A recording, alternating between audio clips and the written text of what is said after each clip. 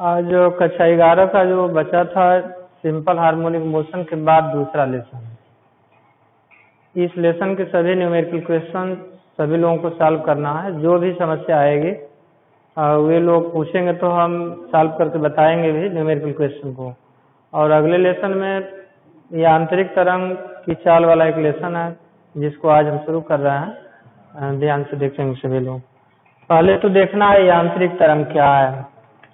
यांत्रिक तरंग, यांत्रिक तरंगें, mechanical waves, mechanical waves, mechanical waves क्या है? इसमें देखना है जब किसी द्रव्यात्मक माध्यम में विक्षोभ उत्पन्न होता है तो वह विक्षोभ बिना अपना रूप बदले एक निश्चित चाल से आगे बढ़ता जाता है, जिसे कहा जाता है यांत्रिक तरंगें। जैसे एग्जाम्पल के रूप में यदि स्थिर जल में कोई पत्थर का टुकड़ा फेंका जाए तो उसमें हलचल उत्पन्न होती है, और हलचल जब उत्पन्न होगी तो वह विक्षोभ, हलचल का मतलब विक्षोभ होता है जो अपना बिना रूप बदले एक निश्चित चाल से आगे बढ़ता जाता है और जहां तक माध्यम रहता है वहां तक चला जाता है। उसमें सिर्फ ऊर्जा और संवेग का स्थानांतरण होता है, द्रव्य का नहीं, क्योंकि माध्यम का जो निजी गुण है जड़त्व और प्रत्यास्थता, ये तरंगे जो है यांत्रिक तरंगे मैकेनिकल वेव सिर्फ दो गुणों के कारण, माध्यम में प्रत्यास्थता और जड़त्व का गुण होना चाहिए, जिसके कारण ये तरंगे संचरित होती हैं। ये तरंगे दो प्रकार की होती है। मैकेनिकल वेव्स जो है दो प्रकार की तरंगे हैं। पहली जो तरंग है वह है अनुप्रस्थ तरंग। अनुप्रस्थ तरंग, अनुप्रस्थ तरंग ये ट्रांसवर्स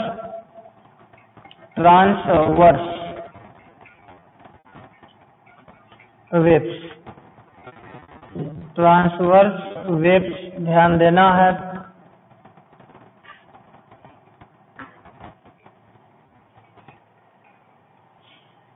और दूसरा है अनुदैर्ध्य, अनुदैर्ध्य तरंग, ये लॉन्गिट्यूडिनल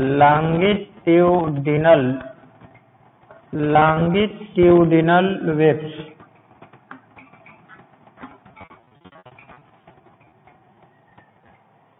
अब इसमें ध्यान देना है कि अनुप्रस्थ तरंग क्या है और अनुदैर्ध्य तरंग क्या है। तो ये अनुप्रस्थ तरंग की परिभाषा में ध्यान देना, जब किसी माध्यम, किसी द्रव्यात्मक माध्यम में तरंगे चलती हैं, संचरित होती हैं, तो तरंग के संचरण के समय माध्यम के कण तरंग संचरण की दिशा के अभिलंबवत कंपन करते हैं। तरंग संचरण की दिशा, तरंग संचरण की दिशा के अभिलंबवत कंपन करते हैं, मतलब इस तरह से तरंगे चलती हैं। ये माध्यम के कण है, मान लेना माध्यम का पहला कण, दूसरा, तीसरा, चौथा, पांचवा, इस तरह से छठा, सातवां, आठवां, ये माध्यम के जो कण होते हैं तरंग संचरण की दिशा के अभिलंबवत कंपन करते हैं, वाइब्रेशन करते हैं। तो इस प्रकार की तरंग को कहा जाता है ट्रांसवर्स वेव। मतलब ये होता है अनुप्रस्थ तरंगें होती हैं। इसमें श्रिंग, उभरे हुए भाग को श्रिंग कहा जाएगा, और ये धंसा हुआ जो भाग होता है ये गर्त कहलाता है। तो ये अनुप्रस्थ तरंगों में माध्यम के कण तरंग संचरण की दिशा के अभिलंबवत नीचे ऊपर वाइब्रेशन करते हैं, कंपन करते हैं, और इस प्रकार की तरंग कहलाती है ये ट्रांसवर्स वेव, अनुप्रस्थ तरंगे। इसमें थोड़ा सा ये ध्यान देना है कि श्रिंग क्या है, गर्त क्या है। तो श्रिंग और गर्त ध्यान देंगे, उभरे विभाग को मतलब ऊपर की ओर अधिकतम जो विस्थापन होगा कण का वो कहलाएगा श्रिंग, और नीचे की ओर जो विस्थापन होगा वो कहलाएगा गर्त। एक श्रिंग और एक गर्त, ये श्रिंग और गर्त एकांतर क्रम में बनते हैं। श्रिंग और गर्त एकांतर क्रम में बनते हैं। एक श्रिंग के बाद गर्त, फिर श्रिंग, फिर गर्त, ऐसे बनता है। अब श्रृंग और गर्त देख रहे हैं कि दो क्रमागत श्रृंग या दो क्रमागत गर्तों के बीच की जो दूरी होती है उसको कहा जाता है तरंग दैर्ध्य वेवलेंथ। एक तरंग पूरा करने में मतलब एक तरंग की जो लंबाई होती है उसको भी तरंग दैर्ध्य कहते हैं, वेवलेंथ कहते हैं। लेकिन आवर्तकाल की बात आएगी तो एक तरंग पूरा करने में जो समय लगता है उसे कहा जाता है आवर्तकाल। एक तरंग की जो दूरी होती है उसको कहा जाता है ये तरंग दैर्ध्य वेवलेंथ कहते हैं। अब बात आती है अनुदैर्ध्य तरंग की। अनुदैर्ध्य तरंग में होता है, अनुदैर्ध्य तरंग में माध्यम के कण तरंग संचरण की दिशा में तरंग संचरण की दिशा में कंपन करते हैं। इसमें संपीड़न और विरलन बनता है। संपीड़न और विरलन एकांतर क्रम में बनते हैं। इसमें देखना है कि माध्यम के कण तरंग संचरण की दिशा में कंपन करते हैं। इसमें संपीड़न और विरलन एकांतर क्रम में बनता है। अनुप्रस्थ तरंग में भी हम बता रहे थे कि इसमें श्रृंग और गर्त एकांतर क्रम में बनते हैं और ये अनुप्रस्थ तरंग सभी प्रकार के माध्यमों में चल नहीं सकती। ये अनुप्रस्थ जो तरंगे होती हैं द्रव की सतह पर चलती हैं और ये ठोसों में चल सकती हैं, जबकि अनुदैर्ध्य तरंग सभी प्रकार के माध्यमों में ठोस, द्रव और गैस तीनों प्रकार के माध्यमों में ये अनुदैर्ध्य तरंग चल सकती है। माध्यम ठोस, उसके बाद द्रव, उसके बाद गैस। मतलब ये अनुदैर्ध्य तरंग की जो अनुदैर्ध्य तरंगे जो होती हैं उनके चलने के लिए ठोस भी, द्रव भी, गैस भी सभी प्रकार के माध्यमों में तरंगे चल सकती हैं। लेकिन ये जो तरंगे हैं सिर्फ ठोसों में या जल की सतह पर ये तरंगे चलती हैं। तो अब इसके बाद हम देखेंगे ये अनुदैर्ध्य तरंग की चाल। अनुदैर्ध्य तरंग की चाल एक बार ठोस में देखेंगे। ठोस भी एक लेंगे, विस्तृत आकार का ठोस लेंगे और एक लंबे छड़ के रूप में ठोस लेंगे। उसमें हम देखेंगे कि अनुदैर्ध्य तरंग की चाल क्या आती है। उसके बाद हम द्रव में अनुदैर्ध्य तरंग की चाल देखेंगे और फिर लास्ट में हम गैस में भी अनुदैर्ध्य तरंग की चाल देखेंगे। और अनुदैर्ध्य तरंग की चाल मतलब एक तरह से ध्वनि भी हम कहेंगे अनुदैर्ध्य तरंग की चाल, क्योंकि ध्वनि जो है वो भी एक प्रकार का अनुदैर्ध्य तरंग ही है। जैसे ध्वनि किसी माध्यम में उत्पन्न होती है तो संपीड़न, विरलन एकांतर क्रम में बनते हैं और ठीक उसी तरह से अनुदैर्ध्य तरंग ठोस, द्रव, गैस में हम देखेंगे। चाल सब में अलग अलग होगी। अब देखना है अनुदैर्ध्य तरंग की चाल। अनुदैर्ध्य तरंग की चाल देखना है पहले अनुदैर्ध्य तरंगों की चाल। अनुदैर्ध्य तरंगों की चाल, तो ये अनुदैर्ध्य तरंगों की चाल क्या है? अनुदैर्ध्य तरंगों की चाल, तो अनुदैर्ध्य तरंग की चाल, अनुदैर्ध्य तरंग की चाल, अनुदैर्ध्य तरंग की चाल तो v बराबर होता है अंडर रूट η/d होता है, जहां ईटा है माध्यम का दृढ़ता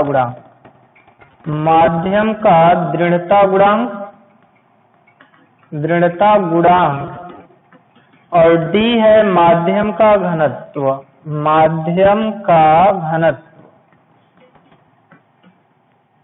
अब इसमें देखना है कि यदि ठोस अनुदैर्ध्य तरंग की चाल तो ये ठोस में है, ठोस में अनुदैर्ध्य तरंग की चाल, तो ठोस में अनुदैर्ध्य तरंग की चाल देख रहा है। ईटा माध्यम मतलब ठोस का ये दृढ़ता गुणांक है, d डेंसिटी है।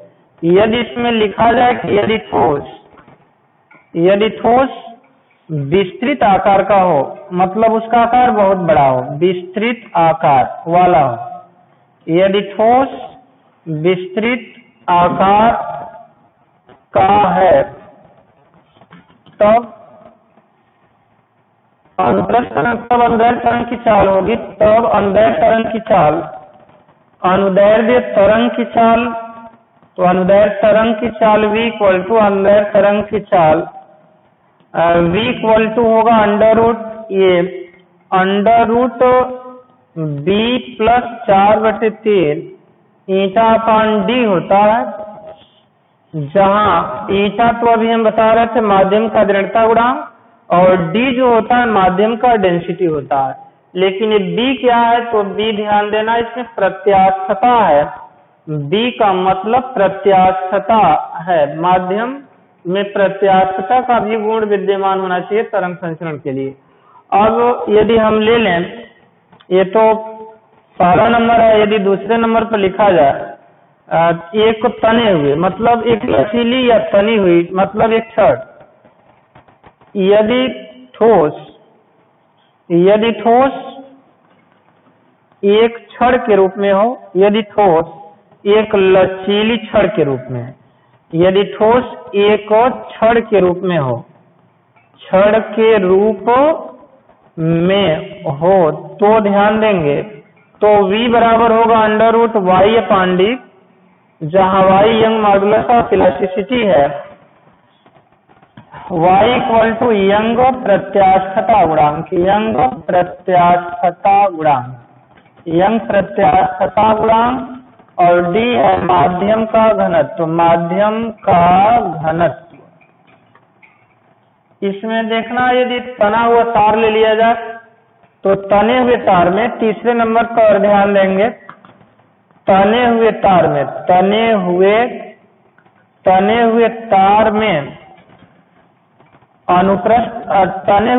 अनुदैर्घ्य तरंग की चाल, अनुदैर्घ्य तरंग की चाल अनुप्रस्थ तरंग की चाल भी होगी, तने हुए तार में अनुप्रस्थ तरंगें भी उत्पन्न होती हैं, तो तने हुए तार में अनुप्रस्थ तरंग की चाल, तो अनुप्रस्थ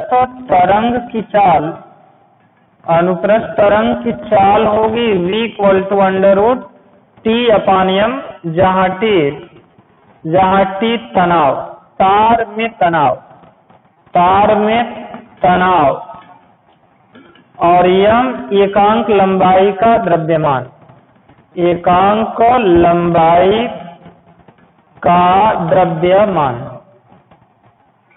इसमें यदि तार की त्रिज्या मान लिया जाए, यदि तार की त्रिज्या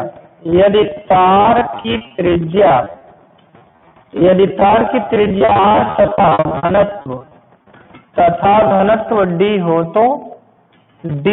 तो द्रव्यमान m बराबर होता आयतन गुणे घनत्व। चूंकि लंबाई एकांक है इसलिए ये v जो देख रहे हैं ये द्रव्यमान है, आयतन गुणे घनत्व, आयतन होगा पाई r स्क्वायर और गुणे 1 लिखेंगे लंबाई इंटू d।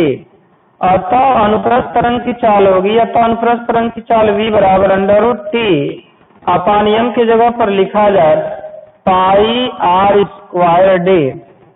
तो इसमें ये प्रतिबल भी होगा जैसे t अपान पाई r स्क्वायर, तो अनुप्रस्थ क्षेत्रफल है पाई r square, t upon a, t एक तरह से बल है, तनाव बल है, बल बटे क्षेत्रफल होता है प्रतिबल। तो चूंकि अपान है मतलब चूंकि F अपान है तो F बराबर T, तो T तनाव बल है, तनाव बल, प्रतिबल बराबर होता है F अपान A और ये बराबर है T अपान पाई r स्क्वायर। तो इसमें T अपान जो पाई r square F upon A होगा मतलब प्रतिबल होगा, या v इक्वल टू होगा अंडर रूट प्रतिबल बटे घनत्व डेंसिटी, प्रतिबल बटे घनत्व भी होगा तने हुए तार में या तनी हुई डोरी में अनुप्रस्थ तरंग की चाल का व्यंजक है। अब हम दिखाना चाहेंगे कि एक ठोस जो लिए हैं, यदि ठोस एक छड़ के रूप में हो, यदि ठोस एक छड़ के रूप में हो तो v equal to under root y upon d। इसमें मान हम निकाल सकते हैं।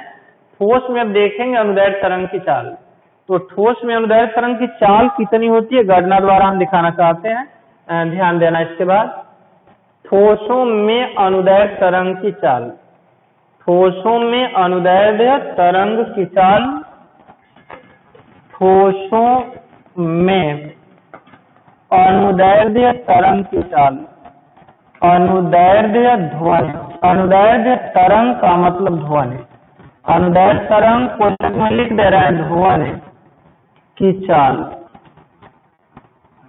तो अभी हम बता रहे थे कि ठोस यदि एक लंबी छड़ के रूप में हो तो उसमें अनुदैर्ध्य तरंग की चाल, अनुदैर्ध्य तरंग की चाल का व्यंजक अभी बताया गया। अनुदैर्ध्य तरंग मतलब ध्वनि, अनुदैर्ध्य तरंग मतलब ध्वनि की जो चाल होती है, ध्वनि की चाल बताया गया। तो लोहे के लिए वायु होता है यंग मॉडुलस ऑफ इलास्टिसिटी होता है लोहे के लिए। तो लोहे के लिए वाई इक्वल टू होता है, लोहे का जो यंग मॉडुलस होता है, यंग प्रत्यास्थता जो गुणांक होता है उसका मान होता है लोहे के लिए y equal to 2.0 into 10⁻11 metre 11। इसका मात्रक होता है प्रतिबल का, तो ये न्यूटन पर मीटर स्क्वायर होता है। और डेंसिटी भी, तो डेंसिटी का भी मान, लोहे का घनत्व जो होता है, लोहे के लिए डेंसिटी घनत्व D होता है 7.7 इंटू 10⁻3 kg पर मीटर क्यूब होता है डेंसिटी लोहे का। और तो लोहे में ध्वनि की चाल अब क्या होगी, क्योंकि लोहा ठोस है, अतः लोहे में ध्वनि की चाल, अतः लोहे में ध्वनि की चाल, अतः लोहे में ध्वनि की चाल v इक्वल्स टू √y के जगह पर 2.0 इंटू 10⁻11 अपान 7.7 इंटू 10⁻3, या लोहे में ध्वनि की चाल v इक्वल्स टू आएगा, इसका कैलकुलेशन करने पर 5096 मीटर पर सेकेंड। इसका कैलकुलेशन कर लेंगे, गुणा भाग करेंगे, अंडर रूट लेंगे तो। लेकिन प्रयोग द्वारा जब देखा गया, प्रयोग द्वारा जब प्रयोग द्वारा देखा गया, प्रयोग द्वारा v इक्वल्स टू ये 5130 मीटर पर सेकेंड, जो इसके काफी सन्निकट है। तो इस तरह से फार्मूले द्वारा देखते हैं 5096 मीटर पर सेकेंड, प्रयोग द्वारा देखा गया तो लोहे में ध्वनि की चाल का पता चला 5130 मीटर पर सेकेंड। इसके बाद हम देखना चाहेंगे द्रव में, तो द्रव में देखा जाए कि अनुदैर्ध्य तरंग की चाल क्या होती है। उसके बाद हम गैसों में भी अनुदैर्ध्य तरंग की चाल देखेंगे, अनुदैर्ध्य तरंग की चाल को प्रभावित करने वाले कुछ कारकों को भी देखा जाएगा। उसके बाद विभिन्न गैसों में भी हम अनुदैर्ध्य तरंग की चाल देखेंगे। तो इसके बाद देखना द्रव में, ये द्रव में अनुदैर्ध्य तरंग की चाल, द्रव में अनुदैर्ध्य तरंग की चाल, द्रव में अनुदैर्ध्य तरंग की चाल, अनुदैर्ध्य तरंग की जो चाल होती है, द्रव में अनुदैर्ध्य तरंग की चाल। तो द्रव में अनुदैर्ध्य तरंग की चाल का सूत्र होता है द्रव में अनुदैर्ध्य लॉन्गिट्यूडिनल वेव्स, अनुदैर्ध्य तरंग, अनुदैर्ध्य तरंग की चाल, अनुदैर्ध्य तरंग की चाल v इक्वल टू होता है √d अपान d, अंडर रूट होता है b अपान d, जहां b ये माध्यम का, वो ये द्रव में जानते हैं आयतन प्रत्यास्थता गुणांक होता है, बुल्क मॉडुलस ऑफ ये होता है इलास्टिसिटी, और d उस द्रव का ये डेंसिटी है, घनत्व है। तो यहाँ लिख दे रहा है b इक्वल्स टू, अभी हम बता रहे थे आयतन प्रत्यास्थता गुणांक, आयतन प्रत्यास्थता गुणांक, आयतन प्रत्यास्थता गुणांक, और ये d इक्वल्स टू ये माध्यम का मतलब द्रव का ये घनत्व है, द्रव का घनत्व डेंसिटी। अब इसमें देखना है जल के लिए, तो जल चूंकि द्रव अवस्था में रहता है, जल के लिए ये b इक्वल टू होता है, जल के लिए b इक्वल टू ये 2.1 इंटू 10⁻9 न्यूटन पर मीटर स्क्वायर होता है, और जल का घनत्व मालूम होगा 1.0 इंटू 10⁻3 kg पर मीटर क्यूब होता है। तो अब इन मानों के रूप में रखा जाए तो जल में ध्वनि की चाल होगी, जल में ध्वनि की चाल, जल में ध्वनि की चाल, जल में ध्वनि की चाल, जल में ध्वनि की चाल v इक्वल टू होता है अंडर रूट b के स्थान पर लिखा जा सकता है 2.1 इंटू 10⁻9 और अपान 1.0 इंटू 10⁻3, या v इक्वल्स टू इसका जब कैलकुलेशन करते हैं तो 1449 आता है मीटर पर सेकेंड, प्रयोग द्वारा देखने पर 1450, 1450, 1450। प्रयोग द्वारा देखा गया, प्रयोग द्वारा V इक्वल टू होता है 1450 मीटर पर सेकेंड होता है जल में ध्वनि की चाल। तो इस तरह से हम देखते हैं कि लोहे में मतलब ठोस में ध्वनि की चाल 5130 और द्रव में ध्वनि की चाल ये 1450 मीटर पर सेकेंड। तो हम देख रहे हैं कि ठोस में ध्वनि की चाल अनुदैर्घ्य तरंग की चाल ज्यादा होती है और उससे कम होती है द्रव में अनुदैर्घ्य तरंग की चाल। अब देखना है गैसों में, इसके बाद देखना है कि गैसों में अनुदैर्घ्य तरंग की चाल क्या होती है। तो इसमें हम अभी दो चीज बहुत इंपॉर्टेंट चीज दो बताएंगे। गैसों में अनुदैर्घ्य तरंग की चाल, गैसों में अनुदैर्घ्य तरंग की चाल। तो अब एक बार तो हम लाप्लास संशोधन दिखाएंगे और एक न्यूटन का फार्मूला दिखाएंगे। उसके बाद गैसों में जो ध्वनि की चाल होती है वो विभिन्न माध्यमों पर, तो देख रहे थे अभी ठोस द्रव पर निर्भर कर रही थी, गैस पर भी अवस्था चेंज करने पर चाल चेंज हो जाती है, बदल जाती है। तो गैसों में अनुदैर्घ्य तरंग की चाल, तो ध्यान देना गैसों में भी प्रत्यास्थता होती है और गैसों का भी कुछ घनत्व होता है, डेंसिटी होती है। लेकिन वैज्ञानिक न्यूटन ने यह माना था, जैसे फार्मूला देख रहा है यहाँ y अपान d था उस ठोस के लिए, y young modulus of elasticity और b जो है बुल्क मॉडुलस ऑफ इलास्टिसिटी, मतलब ये है आयतन प्रत्यास्थता गुणांक। वैज्ञानिक न्यूटन के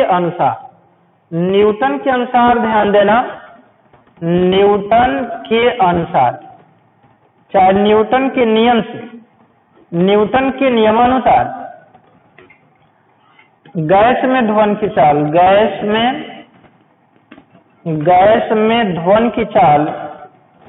में ध्वनि की चाल V इक्वल्स टू होता है √P अपान D। अब कुछ लोग पूछना ये चाहेंगे कि ये वहां तो young modulus of elasticity, bulk modulus of elasticity और यहाँ प्रेशर क्यों लिखा गया, P लिखा जा रहा है, ऐसा क्यों हो रहा है? ध्यान देंगे, वैज्ञानिक न्यूटन ने यह माना था कि जब किसी गैस में ध्वनि चलती है तो ध्वनि संचरण के समय गैस का ताप टेम्परेचर स्थिर रहता है, कांस्टेंट रहता है, और स्थिर ताप पर गैस जो होती है बायल के नियम का पूर्णतः पालन करती है समतापी प्रक्रम में, आइसोथर्मल प्रोसेस में। तो समतापी प्रक्रम में जो प्रत्यास्थता होती है गैसों की, वह गैस के प्रारंभिक दाब के बराबर होता है। इसलिए वैज्ञानिक न्यूटन ने प्रत्यास्थता के स्थान पर गैस का प्रारंभिक दाब T रख दिया और रख कर जब गणना किया तो वायु में मतलब गैस में ध्वनि की कुछ चाल आई, जैसा कि ध्यान दें। तो गैस का दाब तो जानते होंगे कि गैस का वायुमंडलीय दाब क्या होता है। गैस का दाब होता है P बराबर होता है 1.013 इंटू 10⁵ न्यूटन पर मीटर स्क्वायर, और ये वायु मतलब गैसों का मिश्रण ही वायु होता है। तो वायु का जो घनत्व होता है यहाँ लिख दे रहे हैं वायु का मतलब गैसों का मिश्रण, वायु का मतलब गैसों का मिश्रण का ये जो घनत्व होता है का घनत्व डेंसिटी D इक्वल टू होता है, D इक्वल टू थोड़ा सा ध्यान देना है 1.29 kg पर मीटर क्यूब, kg पर मीटर क्यूब होता है ये गैसों का मिश्रण मतलब वायु। इसमें नाइट्रोजन ऑक्सीजन गैस ज्यादा होती है वायु में, तो 1.29 kg पर मीटर क्यूब और प्रेशर 1.013 इंटू 10⁵ न्यूटन पर मीटर स्क्वायर, इसमें पुटअप करेंगे, रखेंगे।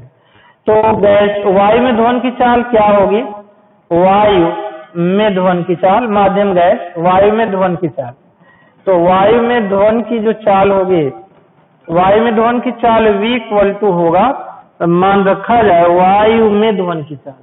तो वायु में ध्वनि की चाल तो अभी हम P की जगह पर कह रहे थे कि 1.013 इंटू 10⁵ अपान 1.29 kg पर मीटर क्यूब। अब देखो जब इसका कैलकुलेशन करेंगे तो V इक्वल टू आ जाएगा 280 मीटर पर सेकेंड। ये वायु में ध्वनि की चाल तो देख रहे थे कि लोहे में मतलब ठोस में ज्यादा थी, ये द्रव में उससे भी कम हो गई और गैस में देखा गया न्यूटन के नियम के अनुसार कि ये 280 मीटर पर सेकेंड आ गया। लेकिन प्रयोग द्वारा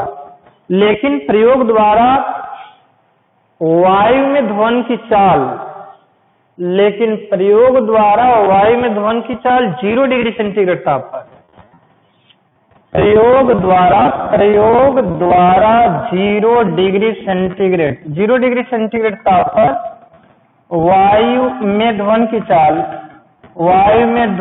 की चाल ये होता है 331 मीटर पर सेकेंड होती है। प्रयोग द्वारा 0 डिग्री सेंटीग्रेड ताप पर वायु में ध्वनि की चाल 331 मीटर पर सेकेंड होती है। अब इसमें देख रहे हैं कि कुछ अंतर है, इसमें देख रहे हैं कि 280 मीटर पर सेकेंड और इसमें 331 मीटर पर सेकेंड पाया गया। इस तरह से ध्वनि की चाल में कुछ अंतर है।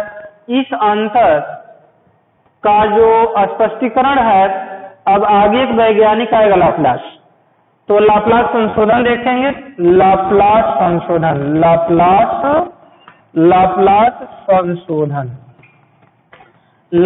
संशोधन क्या है, ध्यान देना है। वैज्ञानिक लाप्लास के अनुसार जब ध्वनि किसी वायु में संचरित होती है, चलती है, तो ध्वनि के संचरण के समय न तो ऊष्मा ध्वनि से बाहर जा पाती है, माध्यम से बाहर जा पाती है ध्वनि संचरण के समय, और न ही ऊष्मा बाहर से अंदर आ पाती है। इसका मतलब ये हुआ कि ऊष्मा का आदान प्रदान नहीं होता। ध्वनि संचरण के समय ऊष्मा का आदान प्रदान नहीं होता, मतलब प्रक्रम हो जाता है एडियाबैटिक प्रोसेस, रूढ़ोष्म प्रक्रम। ऊष्मा का आदान प्रदान नहीं होता। ये होता है कि जब किसी गैस में ध्वनि चलती है तो संपीड़न और विरलन एकांतर क्रम में उत्पन्न होते रहते हैं। संपीड़न के समय ऊष्मा अवश्य उत्पन्न होती है और विरलन के समय ऊष्मा का कुछ न कुछ ह्रास होता है, परंतु ये संपीड़न और विरलन इतनी शीघ्रता से उत्पन्न होते हैं, इतना तेजी से उत्पन्न होते हैं कि माध्यम से ऊष्मा न तो बाहर जा पाती और न ही बाहर से ऊष्मा अंदर आ पाती, मतलब प्रक्रम हो जाता है, रूढ़ोष्म प्रक्रम होता है, एडियाबैटिक प्रोसेस होता है। और रूढ़ोष्म प्रक्रम में जो गैस होती है वो पायसन के नियम का पालन करती है, और पायसन के नियम में बताया गया है कि जो प्रत्यास्थता होती है, रूढ़ोष्म प्रत्यास्थता गैस के प्रारंभिक दाब का गामा गुना होती है। इसलिए वैज्ञानिक लाप्लास ने न्यूटन के सूत्र में थोड़ा सा संशोधन करके ये P जो प्रारंभिक दाब है, इसके स्थान पर वैज्ञानिक लाप्लास ने गामा P रखा, जहां गामा गैसों की विशिष्ट ऊष्माओं का अनुपात है, गामा इक्वल टू CP/CV, मतलब स्थिर दाब पर गैस की विशिष्ट ऊष्मा और यह स्थिर आयतन पर गैस की विशिष्ट ऊष्मा। इसका मान होता है वायु के लिए, इसका मान होता है वायु के लिए गामा इक्वल टू 1.41 होता है, इसका कोई मात्रक नहीं होता। तो लाप्लास ने यह कहा था कि जब किसी गैस में ध्वनि चलती है तो संपीड़न विरलन एकांतर क्रम में उत्पन्न होते हैं। संपीड़न के समय ऊष्मा उत्पन्न होती है, विरलन के समय ऊष्मा का ह्रास होता है, परंतु ये संपीड़न और विरलन इतनी शीघ्रता से उत्पन्न होते हैं कि संपीड़न के समय उत्पन्न ऊष्मा बाहर नहीं जा पाती और विरलन के समय ऊष्मा का जो ह्रास होता है वो बाहर से माध्यम में नहीं आ पाती, मतलब ऊष्मा का आदान प्रदान नहीं होता। और इस तरह जो ऊष्मा का आदान प्रदान नहीं होता, प्रक्रम होता है एडियाबैटिक, मतलब रूढ़ोष्म प्रक्रम। रूढ़ोष्म प्रक्रम में गैस पायसन के नियम का पालन करती है और उसमें प्रत्यास्थता जो होती है वह गैस के प्रारंभिक दाब का गामा गुना होता है। तो वायु में इस संशोधन से देखा गया, वायु में ध्वनि की चाल अब देखेंगे। वायु में ध्वनि की चाल, तो वायु में ध्वनि की चाल होगी V = √गामा P/D, जहां गामा गैसों की विशिष्ट ऊष्माओं का अनुपात, P प्रेशर और D डेंसिटी। तो V = √गामा, गामा की जगह पर मान गैस वायु के लिए रखा जाए 1.41, P का मान अभी 1.013 × 10⁵ और डेंसिटी तो 1.29 कहा गया। ये V = हो जाएगा 331 मीटर पर सेकेंड। तो इस तरह से लाप्लास संशोधन से 0 डिग्री सेंटीग्रेड ताप पर ध्वनि की चाल प्रायोगिक मान के बिल्कुल बराबर आ गई, जिससे हम इस न्यूटन के नियम को नहीं माने, लाप्लास संशोधन मान्य हुआ, क्योंकि लाप्लास संशोधन प्रायोगिक मान के बराबर लाप्लास संशोधन से ध्वन की चाल आ गई। तो हम देख रहे हैं कि ध्वन की चाल के संबंध में न्यूटन का सूत्र v = √P/d, और ये लाप्लास संशोधन के अनुसार उसी गैस में, उसी वायु में ध्वन की चाल v = √P/d होता है, जो 0 डिग्री सेंटीग्रेड ताप पर प्रयोग द्वारा जो मान आता है वो सूत्र द्वारा दिया जाता है, इसलिए लाप्लास संशोधन को मान्य किया गया, इसको विफल कर दिया गया। तो इस तरह से हम गैसों में अनुदैर्घ्य तरंग की चाल दिखा रहे थे। अब अनुदैर्घ्य तरंगों की चाल पर कुछ जो कारक हैं उनका प्रभाव हम दिखाना चाहते हैं। अनुदैर्घ्य तरंग की चाल पर प्रभाव।